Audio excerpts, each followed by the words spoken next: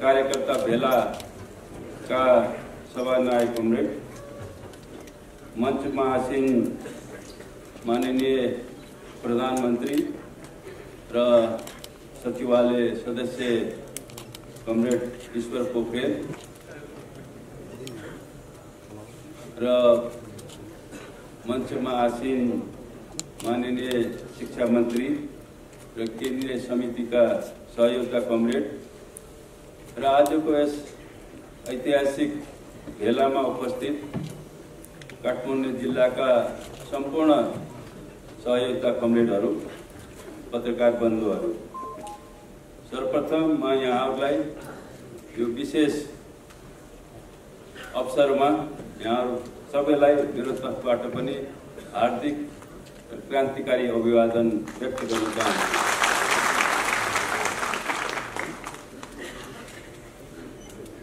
निश्चय पनि आज हामी इतिहासको एउटा विशिष्ट क्षणमा उभिएका छौं र हामी सबैले के अनुभव गरिरहेका छौं भने आज हामी अत्यन्तै एउटा जटिल परिस्थितिको सामना गरिरहेका छौं।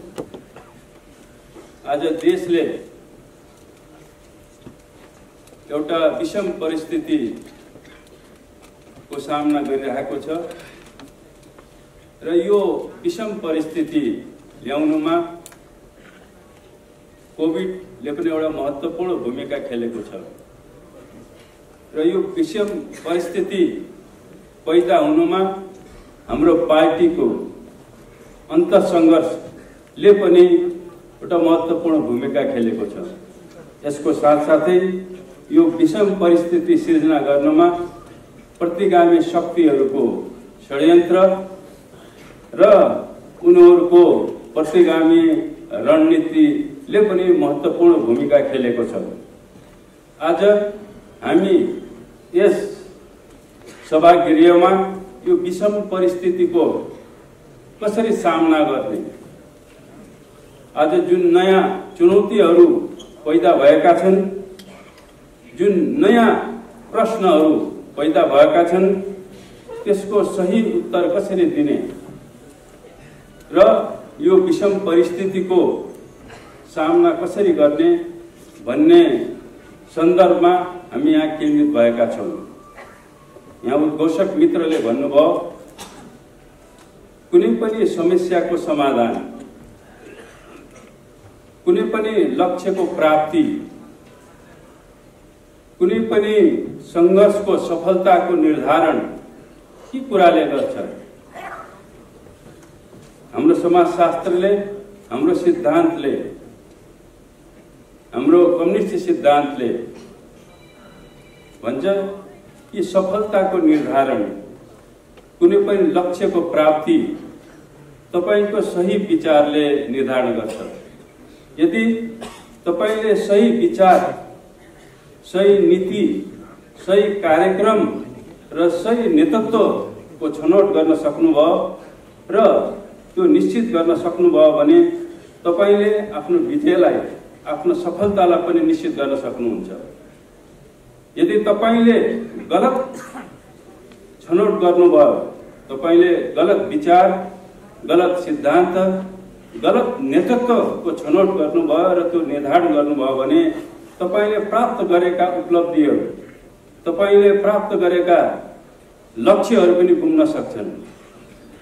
त्यसकारणले आज हामी यो ऐतिहासिक घडीमा देशलाई कसरी अगाडि बढाउने, हामी समृद्धिको दिशामा कसरी अगाडि बढ्ने, कसरी देशमा राजनीतिक स्थायित्व चाहिँ स्थापित गर्ने, कसरी कम्युनिस्ट आन्दोलनलाई एकताबद्ध गर्ने, कसरी हामीले निर्धारित गरेका लक्ष्यहरू चाहिँ हासिल गर्ने, कसरी हामीले समाजवादको आधार निर्माण गर्ने, कसरी हामीले समाजवादी क्रान्ति सम्पन्न गर्ने, यो विचार र यो प्रश्नको जवाफ दिनको निम्ति हामी यहाँ उपस्थित भएका छौं। र हाम्रो अन्तर्संघर्ष, पार्टीको अन्तर्संघर्ष पनि यही विषयमा भएको। तपाईले कम्युनिस्ट आन्दोलनको 7 दशक यसले पार गरिसकेको छ। र यो 7 दशकमा इतिहासले हरेक मोडहरूमा यी प्रश्नहरू उठाएको छ। हामीले आफ्ना लक्ष्यहरू कसरी प्राप्त गर्ने, हामीले समस्याहरूको समाधानहरू कसरी गर्ने, उत्पन्न अन्तर्विरोधहरूलाई कसरी हल गर्ने, हरेक पाइलाहरूमा हरेक ऐतिहासिक घडीहरूमा यी प्रश्नहरू उठ्छन् र यी प्रश्नहरूको सही जवाफ दिएर मात्रै हाम्रो आन्दोलन, हाम्रो समाज र हाम्रो विकासको निर्धारण हुन्छ र त्यो अगाडि बढ्छ। र आज पनि इतिहासले यिनै प्रश्नहरू अगाडि उठाएको छ, पैदा गरेको छ र यही प्रश्नहरूको जवाब खोज्नको निम्ति र जुन प्रश्नहरूको जवाब हामीले खोजिरहेका छौँ, पत्ता लगाएका छौँ, निरूपण गरिसकेका छौँ, त्यसलाई कार्यान्वयन गर्नको निम्ति एउटा प्रतिबद्धता हामी गर्नको निम्ति यहाँ हामी उपस्थित भएका छौँ। कम्युनिस्ट आन्दोलनले 7 दशक पार गरिसकेको छ। अब 8औं दशकको पनि यो निकट पुगेको छ र यो लामो प्रक्रियामा नेपालको समाजको रूपान्तरणमा, नेपालमा सामन्तवादको राजतन्त्रको अन्त्य गर्नको निम्ति नेपालका सर्वहारा वर्गले, कम्युनिस्ट पार्टीले एउटा महत्त्वपूर्ण भूमिका र नेतृत्वदायी भूमिका खेल्दै आएको छ। सामन्तवादको विरुद्धमा, राजतन्त्रको विरुद्धको सङ्घर्षमा हाम्रा हजारौं सपुत सपुत्रीहरूले आफ्नो प्राणको आहुति दिएका छन्, थुप्रैले यातना सहेका छन् र यही सङ्घर्षको परिणाम स्वरूप हामीले 62-63 सालसम्म आउँदाखेरि सामन्तवादमाथि, राजतन्त्रमाथि हामीले विजय प्राप्त गर्यौं र नेपालमा हामीले संघीय लोकतान्त्रिक गणतन्त्रको स्थापना गर्यौं र कम्युनिस्ट आन्दोलनका विभिन्न धाराहरूले सामन्तवादको विरुद्धमा चाहिँ महत्त्वपूर्ण भूमिका खेले। वर्ग सङ्घर्षका विभिन्न रूपहरूको प्रयोग गर्दै, अभ्यास गर्दै हामीले चाहे वर्ग सङ्घर्षको वैधानिक रूप होस् त शान्तिपूर्ण रूप होस् या वर्ग सङ्घर्षको आन्दोलनको हिंसात्मक या सशस्त्र रूप होस्, यी सबै रूपहरूको खुला र भूमिगत, राष्ट्रिय र स्थानीय सबै प्रकारका वर्ग सङ्घर्षका रूपहरूलाई अभ्यास गर्दै र हामीले 62-63 को आन्दोलनसम्म आउँदाखेरि यी सबै रूपहरूको संयोजनको धक्काबाट हामीले राजतन्त्रको, सामन्तवादको अन्त्य गर्यौं र कम्युनिस्ट आन्दोलनका मुख्यतः दुईटा धाराहरू हामीले राजतन्त्रको अन्त्य गरिसकेपछि मूलतः हामीले जनवादी क्रान्ति यहाँ सम्पन्न गर्यौं र नेपालको कम्युनिस्ट आन्दोलनले एउटा नयाँ चरणमा प्रवेश गर्यो त्यहाँदेखि र अहिले हामी वर्ग सङ्घर्षको, सामाजिक रूपान्तरणको एउटा नयाँ चरणमा अहिले हामी छौँ। त्यसलाई हामी समाजवादी चरण भन्छौँ। अब हामीले यो देशमा जनवादी व्यवस्थाको स्थापना गरिसकेपछि, हामीले जनवादी क्रान्ति सम्पन्न गरिसकेपछि अब हामीले समाजवादको यहाँ निर्माण गरिदियौँ। समाजवादको अर्थ भनेको त्यो समृद्धिको एउटा अभिव्यक्ति हो। समाजवाद भनेको समानताको अभिव्यक्ति हो र हामी यस्तो समाज, यस्तो राज्य हामी निर्माण गर्न चाहन्छौँ जहाँ समानता होस्, जहाँ समृद्धि होस्, कोही पनि त्यहाँ खान नपाउने र कोही चाहिँ खान पाउने त्यो किसिमको अवस्था नहोस्। त्यसकारणले समाजवाद, त्यस्तो समाजको हामी निर्माण गर्न चाहन्छौँ। हामी त्यो चरणमा आइपुगेका छौँ र त्यसको निम्ति हामीलाई सही सिद्धान्त, सही विचार, कमरेड मदन भण्डारीले भने जस्तै हामीलाई सही विचार, सही नीति चाहिन्छ। त्यो कुनै किताबमा छैन, त्यो मार्क्सवादका ठेलीहरूमा त्यो छैन। नेपालमा हामीले समाजवादको निर्माण कसरी गर्ने, नेपालमा हामीले समृद्धि कसरी हासिल गर्ने र समृद्ध नेपाल र सुखी नेपालीको जुन राष्ट्रिय आकांक्षा हो त्यो पूरा गर्ने कुनै मार्क्सवादको कुनै पनि किताबमा लेखिएको छैन। हामीले नै त्यो सिद्धान्तको प्रतिपादन गर्ने हो र विचारहरू सिद्धान्तहरू कहाँबाट पैदा हुन्छ? मार्क्सवादले हामीलाई सिकाउँछ, विज्ञानले हामीलाई सिकाउँछ त्यो जनताबाट प्राप्त हुन्छ, त्यो जीवनबाट प्राप्त हुन्छ। हामीले जनताबाट नै सही विचार पाउन सक्छौँ। हामीले वर्ग सङ्घर्ष आन्दोलनबाट नै ती सही विचारहरू चाहिँ पैदा हुन्छन्। त्यसकारणले हामीले समाजवादको निर्माण गर्नको निम्ति सही विचारको प्रतिपादन गर्ने एउटा सही कार्यदिशाको सही नेतृत्वको चाहिँ निरूपण गर्ने एउटा चरणमा हामी आइपुगेका छौँ र हाम्रो पार्टीभित्रको अन्तरसङ्घर्ष पनि अहिले समाजमा भइरहेको पार्टीभन्दा बाहिर भइरहेको एउटा बहस पनि चाहिँ हामीले सही विचार सही सिद्धान्त र सही नेतृत्वको निर्माण कसरी गर्ने भन्ने सन्दर्भमा यी भएका हुन्। हामीले यस अर्थमा यस परिप्रेक्ष्यमा हाम्रो पार्टीभित्रको अन्तरसङ्घर्षलाई पनि बुझ्न जरुरी छ। आज हामी यहाँसम्म आउँदाखेरि हामीले जनवादी क्रान्ति सम्पन्न गरिसकेपछि हामीले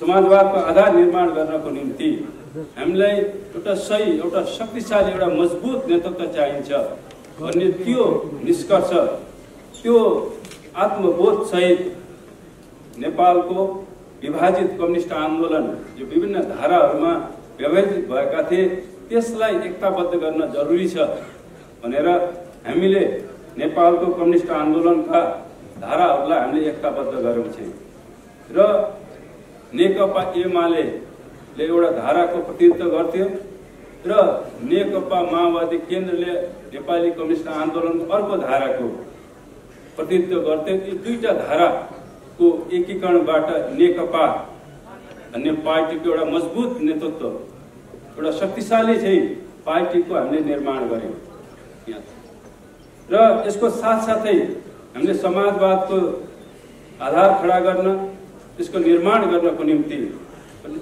एउटा राजनैतिक स्थायित्व चाहिन्छ, एउटा मजबुत सरकार चाहिन्छ भन्ने त्यो आत्मबोधका साथमा चाहिँ हामी जनताको बीचमा गयौँ र जनताले 2/3 चाहिँ एउटा स्थायित्वको चाहिँ जनादेश हामीलाई दियो र 2/3 को मत सहितको एउटा मजबुत सरकार एउटा राजनैतिक स्थायित्वको म्यान्डेट जनताले हामीलाई दिए र हामीले 62-63 सम्म आउँदाखेरि जनताकै बलमा हामीले संघीय लोकतान्त्रिक गणतन्त्रको स्थापना गर्यौँ।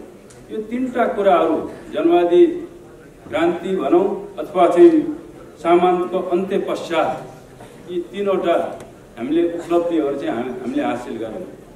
एउटा मजबुत कम्युनिस्ट पार्टीको निर्माण, दोस्रो एउटा स्थिर र एउटा मजबुत सरकारको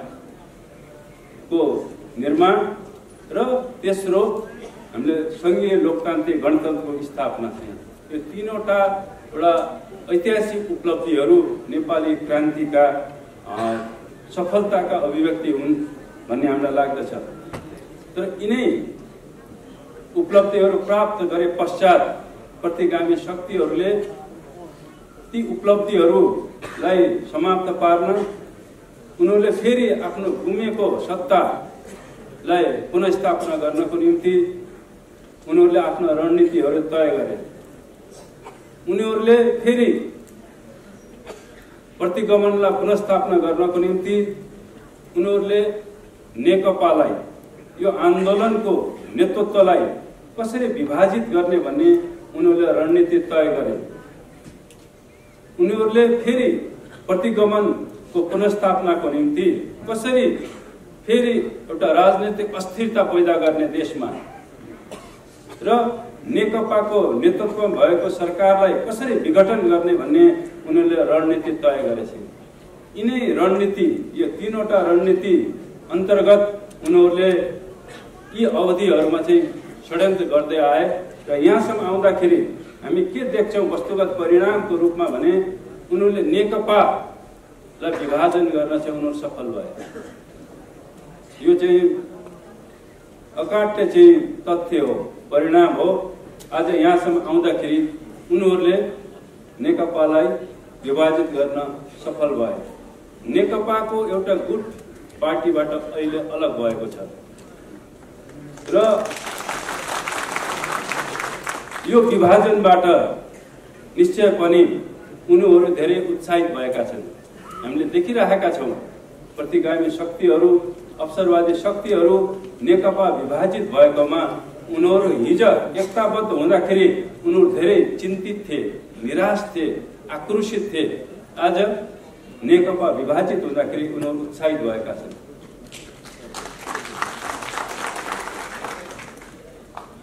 र आज उनीहरूले राजनीतिक अस्थिरता फेरि सिर्जना गर्न सकेकोमा, उनीहरूले नेकपाको निर्वाचित 2/3 सरकार विघटन भएकोमा उनीहरू त्यहाँ पनि हर्षोल्लास उनीहरूले मनाइरहेका छन्। र उनीहरू अब के कुरामा ढुक्क जस्तो देखिन्छन् भने अब हाम्रो दिन फर्किनेवाला छ। अब फेरि प्रतिगमन हामी फर्काउन सक्छौँ। फेरि पुरानै सत्ता, पुरानै व्यवस्था, पुरानै परिस्थिति हामी फर्काउन सकिन्छ भन्ने कुरामा उनीहरू धेरै विश्वस्त भएका छन्, धेरै उत्साहित भएको देखिन्छन्। र उनीहरू सडकमा उनीहरूका उत्साहहरू सडकमा देखिन्छन्। छताछुल्लो भएका छन् कि अब प्रतिगमनको दिन आयो भन्ने कुरामा उनीहरू रमाइरहेका छन्। कमरेडहरू, आज हामी यो ऐतिहासिक घडीमा फेरि कम्युनिस्ट आन्दोलनलाई कसरी एकताबद्ध गर्ने, हामीले प्रतिगमनको खतरालाई, त्यो जोखिमलाई, त्यसको पुनर्स्थापनालाई कसरी रोक्ने, कसरी फेरि देशमा एउटा राजनीतिक स्थायित्व, नेकपाको नेतृत्वमा फेरि एउटा मजबुत सरकार कसरी निर्माण गर्ने भन्ने प्रश्न सहित यहाँ उपस्थित भएका छौँ। पक्कै पनि हाम्रो पार्टीले यसको जवाफ दिएको छ, हाम्रो नेतृत्वले यसको सही जवाफ दिएको छ। अब हामीले विभाजित कम्युनिस्ट आन्दोलनलाई, यो पुनः विभाजित कम्युनिस्ट आन्दोलनलाई हामी अब जनताको बीचमा गएर जनताले मात्र यो विभाजित कम्युनिस्ट आन्दोलनलाई फेरि एकताबद्ध गर्न सक्छन्।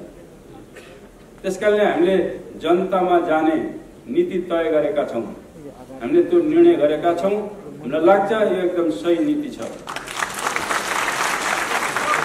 हामीले फेरि राजनीतिक स्थायित्व, नेकपाको नेतृत्वमा एउटा मजबुत सरकार, समाजवादको आधार निर्माण गर्नको निम्ति, विकास र समृद्धिको निम्ति चाहिँ एउटा मजबुत सरकार नेकपाको नेतृत्वमा कसरी फेरि चाहिँ निर्माण गर्ने, गठन गर्ने, त्यो पनि हामी जनताको बीचमा मात्रै गएर गर्न सक्छौँ।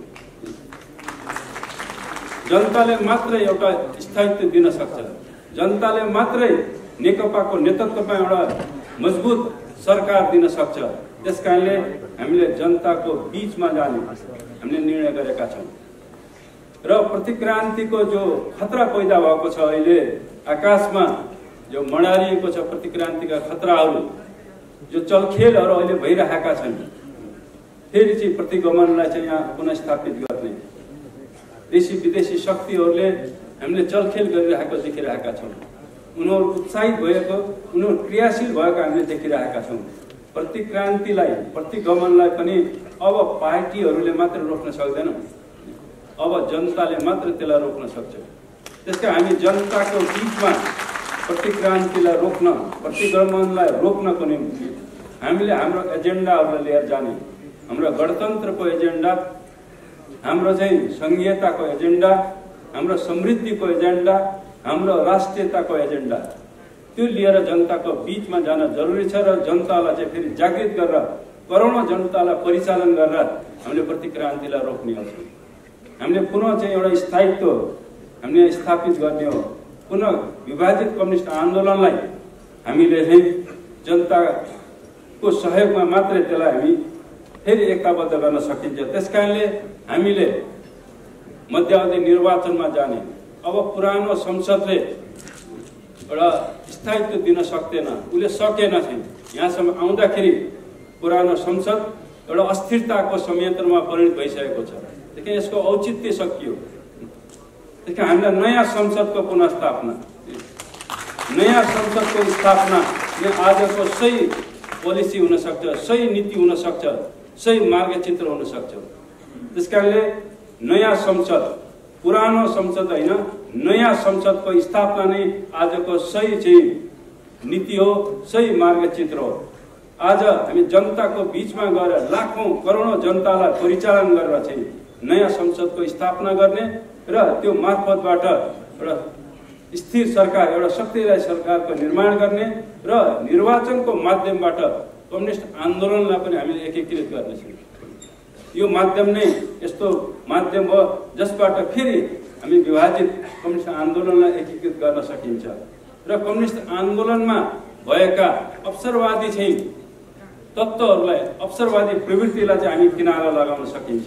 जनतामा गएर हामी यहाँ माथि बहस गरेर, छलफल गरेर, एक अर्कालाई कारवाही गरेर चाहिँ उनीहरूलाई किनारा लगाउन सकिन्न र त्यो जनताको बीचमा गएर मात्र चाहिँ कम्युनिस्ट आन्दोलनका अवसरवादी प्रवृत्तिहरूलाई चाहिँ हामीले चाहिँ किनारा लगाएर कम्युनिस्ट आन्दोलनलाई एकीकृत गर्न सकिन्छ। आज कम्युनिस्ट आन्दोलनमा खुब पैदा भएको कारण पनि चाहिँ अवसरवादी प्रवृत्तिको कारणले गर्दाखेरि हो। एउटा पद लोलुप, सत्ता लोलुप चाहिँ प्रवृत्तिको कारणले गर्दाखेरि चाहिँ कम्युनिस्ट आन्दोलनमा चाहिँ त्यो विभाजन आएको छ। तपाईले पछिल्लो चाहिँ पार्टीभित्रको अन्तर सङ्घर्षमा हेर्नुभयो भने त्यहाँ कुनै राजनीतिक विषयमा चाहिँ हाम्रो सङ्घर्ष छैन। त्यहाँ सत्ता अंश बढ्नमा हाम्रो झगडा छ। को प्रधानमन्त्री हुने, को राष्ट्रपति हुने, को पार्टीको अध्यक्ष हुने, त्यहाँ केन्द्रित छ बहस। को कमिटीका चाहिँ अध्यक्ष हुने, को सचिव हुने, को मन्त्री हुने, को राजदूत हुने, त्यहाँ बहस छ। त्यसैले यो कुनै राजनीतिक बहस छैन, कुनै विचारधारात्मक बहस छैन। र किन संसद विघटन हुनु पर्यो, गर्नु भयो विघटन? किन पार्टीबाट एक थरी कमरेडहरू चाहिँ एउटा गुट चाहिँ अलग भयो? त्यसको पछाडि त्यो पावर सेयरिङ अथवा त्यसलाई सत्ता लोलुपताले नै बढी काम गरेको छ। पार्टीभित्रको अन्तर सङ्घर्षको चाहिँ एउटा उत्कर्षमा आउँदाखेरि हामी के देख्छौँ भने हाम्रा कमरेडहरूले पार्टीको अध्यक्षलाई हटाउनको निम्ति उनीहरूले आरोप पत्र खडा गरे। उनीहरूले आफ्नै पार्टीको प्रधानमन्त्रीलाई हटाउनको निम्ति उनीहरूले कृत्रिम चाहिँ आरोप पत्र खडा गरे। हुनसक्छ पार्टीको अध्यक्ष एउटा व्यक्ति पनि हो र कमी कमजोरीहरू सबैमा हुन्छन् र ती कमी कमजोरीहरूलाई सच्याउने कुरा हो। तर कमरेडहरूले पार्टीको अध्यक्षलाई चाहिँ कमरेडहरूले एउटा कमरेडको रूपमा नभएर एउटा अपराधीको रूपमा उहाँहरूले चाहिँ आरोप पत्र खडा गर्नुभयो र त्यसलाई कारवाहीको हदसम्म लैजाने उहाँहरूले प्रयत्न गर्नुभएको थियो। प्रधानमन्त्रीलाई, पार्टीको देशको एउटा प्रमुखलाई, संसदीय दलको नेतालाई उहाँहरूले आफ्नो नेताको रूपमा होइन एउटा अपराधीको रूपमा उहाँहरूले खडा गर्नुभयो र प्रधानमन्त्रीबाट हटाउने उहाँहरूले चाहिँ योजना बनाउनु भएको छ। हामीले भन्यौं कमरेड, तपाईहरुको यो आरोप यो सही छैन, यो उचित छैन। अहिले पार्टीको अध्यक्षलाई हटाउने कुरा, यो तपाईहरुको सोच, यो तपाईहरुको नीति, यो कदम भने यसले पार्टीलाई विभाजनतिर लान्छ। कम्युनिस्ट पार्टी विभाजनतिर, विघटनतिर चाहिँ लैजान्छ यो तपाईको यो कदमले, यो आरोपले। त्यसकारणले यो आरोप तपाईहरुले फिर्ता लिनुस्। ठीक छ, कमी कमजोरी छ भने हामी आत्मालोचना गरौँ र अध्यक्षलाई हटाउनु पर्ने हो भने एउटा विधिसँग ढंगले महाधिवेशनको प्रक्रियाद्वारा अध्यक्षलाई हटाउन सकिन्छ।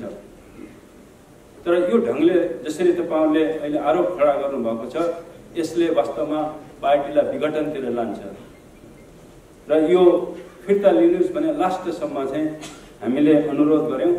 तर हाम्रा कमरेडहरूले त्यो कुरालाई मान्नु भएन। हामीले अन्तिमसम्म पनि हामीले भन्यौं कि अहिले प्रधानमन्त्रीलाई यो कार्यकाल पूरा नहुँदै अहिले हटाउनु यो उचित हुँदैन। यसले एउटा ठुलो राजनीतिक अस्थिरता पैदा गर्छ। त्यसकारणले यो कदम पनि चाहिँ तपाईहरुको उचित छैन। यो सोच र यो माग पनि बेठिक छ। ठीक छ, अब आगामी निर्वाचनमा तपाईहरु हुनु होला, कोही हुनु होला, अहिलेको चाहिँ प्रधानमन्त्री हुनुहुन्न अथवा हुन्न भनेर उहाँले आफैले पनि भनिराख्नु भएको छ। त्यसकारण यो ढंगको अडान तपाईहरुले नलिनुस् र यो आरोप यो माग तपाईहरुले फिर्ता लिनुस् हामीले भन्यौं। तर उहाँहरूले त्यो अडान उहाँहरूले छोड्नु भएन र उहाँहरूले प्रधानमन्त्रीलाई संसदमा बहुमत बनाएर एउटा अविश्वासको प्रस्ताव ल्याउने योजनाहरू उहाँले अगाडि सार्नु भएको छ। एक ढंगको राजनीतिक कु भनौं, उहाँहरूले चाहिँ त्यो दिशातिर उहाँहरू अगाडि बढ्ने नै उहाँको चाहिँ अडान यथावत देखिसकेपछि त्यसपछि अब यो संसद जहाँ नेकपाको 2/3 को मत छ, यो एउटा स्थिरताको एउटा संयन्त्रको रूपमा थियो। कमरेडहरूको यो अडान पछि अब यो संसद यो स्थायित्वको संयन्त्र होइन कि यो त अस्थिरताको संयन्त्रमा परिणत भइसक्यो र यसले आफ्नै नेतृत्वलाई चाहिँ अब विस्थापित गर्न खोजे। त्यसकारणले अब यसको औचित्य सकियो भनेर प्रधानमन्त्रीले आफ्नो विशेषाधिकारलाई प्रयोग गर्नुभयो र यो ठुलो राजनीतिक कदम हो। यो चाहिँ एउटा संवैधानिक कदम भन्दा पनि यो ठुलो राजनीतिक कदम हो। राजनीतिक कुलाई रोक्ने, एक ढंगको प्रतिगमनलाई रोक्ने यो एउटा ठुलो चाहिँ राजनीतिक कदम हो र यो ठुलो साहसी कदम पनि हो। त्यसकारणले अहिले निश्चय पनि अहिले बहस छ। यो बहस अब अदालतमा पुगेको छ कि यो कदम उठाउनु यो संवैधानिक थियो कि यो असंवैधानिक थियो, यो अग्रगामी कदम थियो कि यो प्रतिगामी कदम हो भन्ने कुरा त्यो अदालतले फैसला गर्छ। तर यो अग्रगामी कदम हो र यसले यो कदमले चाहिँ प्रतिगमनलाई चाहिँ रोक्यो। चाहिँ तत्काल जो हुन खोजिरहेको थियो त्यो प्रतिगमनलाई चाहिँ यसले रोक्यो चाहिँ र भविष्यले निश्चित रूपमा यसलाई प्रमाणित गर्नेछ यो कदम सही थियो र हामीलाई विश्वास छ अदालतले पनि चाहिँ यो कदमको पक्षमा नै चाहिँ आफ्नो आदेश दिनेछ भन्नेमा हामी विश्वस्त छौं। त कमरेडहरू, आज हामी जुन बिन्दुमा आइपुगेका छौं, पक्कै पनि एउटा जटिल मोडमा हामी आइपुगेका छौं, एउटा घुम्तीमा हामी आएका छौं। त्यसरी हेर्दाखेरि हामी कतै पछि फर्केको त होइन भन्ने जस्तो देखिन्छ, तर त्यो होइन। हामी अहिले रूपमा, बाह्य रूपमा हामी अलिकति पछि फर्के जस्तो, एउटा विघटनतिर गए जस्तो अथवा एउटा प्रतिगमनतिर गए जस्तो देखिए पनि त्यस्तो होइन। यो बाह्य रूपमा त्यसो हो, तर हामी एउटा नयाँ उचाइमा चाहिँ हामी पुगेका छौं। हामी पुरानो ठाउँमा छैनौं। विकासको दृष्टिले पनि हामी नयाँ ठाउँमा पुगेका छौं। यहाँसम्म आउँदाखेरि हाम्रो पार्टीको नेतृत्वको सरकारले चाहिँ 7% भन्दा बढी यो आर्थिक वृद्धि दर एउटा तीव्र वृद्धिको दिशामा अगाडि बढिरहेको थियो। शान्ति सुरक्षाको हिसाब किताबले पनि हाम्रो सरकार आइसकेपछि देशमा चाहिँ हामीले शान्ति सुरक्षालाई चाहिँ हामीले सामान्य बनाएका थियौं। हामीले पृथकतावादी आन्दोलनलाई पनि हामीले त्यसलाई चाहिँ समाप्त पारेका थियौं। हामीले संघीयताको कार्यान्वयनमा पनि हामीले महत्त्वपूर्ण निर्णय गरेका थियौं भने देशको भौगोलिक अखण्डताको निम्ति पनि महत्त्वपूर्ण कदम चाहिँ हाम्रो सरकारले, हाम्रो पार्टीले उठाएको थियो। त्यसकारण राष्ट्रिय स्वाधीनताको पक्षमा, भौगोलिक अखण्डताको पक्षमा, हामीले समृद्धिको पक्षमा र कम्युनिस्ट आन्दोलनको विकासको पक्षमा हाम्रो पार्टीले, हाम्रो नेतृत्वले चाहिँ ऐतिहासिक कदम उठाए, ऐतिहासिक उपलब्धि हासिल गरेको छ। त्यसकारण हामीले निराश हुनुपर्ने आवश्यकता छैन। अहिले जुन किसिमको समस्या अहिले देखिएको छ त्यो एउटा अस्थायी हो, त्यो क्षणिक हो। यो समस्यालाई, यो घेराबन्दीलाई यो अवस्थालाई हामी छिटै नै यसलाई पार गर्नेछौँ। हामीले फेरि एकपटक पार्टीको नेतृत्वमा जनताको बीचमा गएर चाहिँ यी सबै घेराबन्दीहरू, यी सबै अप्ठ्याराहरूलाई चाहिँ हामीले पार गर्नेछौँ र हामी समाजवादको दिशातिर, हामी समृद्धिको दिशातिर, हामी एकताको दिशातिर, हामी स्थायित्वको दिशातिर चाहिँ हामी दृढतापूर्वक अगाडि बढ्नेछौँ। अहिले देशव्यापी रूपमा जो स्थिति देखा परेको छ, मेचेदेखि महाकालीसम्म पार्टीको नेतृत्वले जुन निर्णय लिएको छ, जुन कदम उठाएको छ, सबैतिर सर्वत्र चाहिँ समर्थन चाहिँ पार्टीलाई छ, पार्टी नेतृत्वलाई छ। अब आगामी दिनहरूमा हामी एक ढिक्का भएर हामी अब जनताको बीचमा जाने हो, एउटा नयाँ आन्दोलनमा जाने हो। मध्यावधि निर्वाचन भनेको एउटा आन्दोलन हो, एउटा ठुलो ऐतिहासिक आन्दोलन हो। हामी हाम्रा अग्रगामी एजेन्डाहरूलाई लिएर, विकासका एजेन्डा, एकताको एजेन्डा, हामीले गणतन्त्रको एजेन्डा, हाम्रो राष्ट्रियताको एजेन्डाहरूलाई लिएर हामी जाने हो। हामीले जनताको बीचमा गएर प्रतिगमनकारीहरूलाई, अवसरवादीहरूलाई भण्डाफोड गर्ने हो, उनीहरूलाई चाहिँ किनारा लगाउने हो चाहिँ। र पक्कै पनि हामीलाई विश्वास छ जनता एकता चाहन्छन्, जनता स्थायित्व चाहन्छन्, जनता समृद्धि चाहन्छन्, जनता राष्ट्रिय अखण्डता र स्वाधीनता चाहन्छन्। त्यसकारणले हाम्रो एजेन्डाहरू सही छन्, हाम्रा नीतिहरू सही छन्, हाम्रा विचारहरू सही छन् र हाम्रो नेतृत्व पनि सही छ। यो विश्वासका साथमा चाहिँ हामी अगाडि बढौँ। आज यो ऐतिहासिक घडीमा म सम्पूर्ण काठमाडौँका सबै नेता कार्यकर्ता कमरेडहरूमा म यही अपिल गर्न चाहन्छु, हामी एक ढिक्का छौँ र एक ढिक्का भएर जनताको बीचमा जाउँ, एउटा नयाँ अभियानमा जाउँ र यो नयाँ अभियानमा विजय प्राप्त गरौँ। यही शुभकामना सहित म बिदा हुन्छु। धन्यवाद।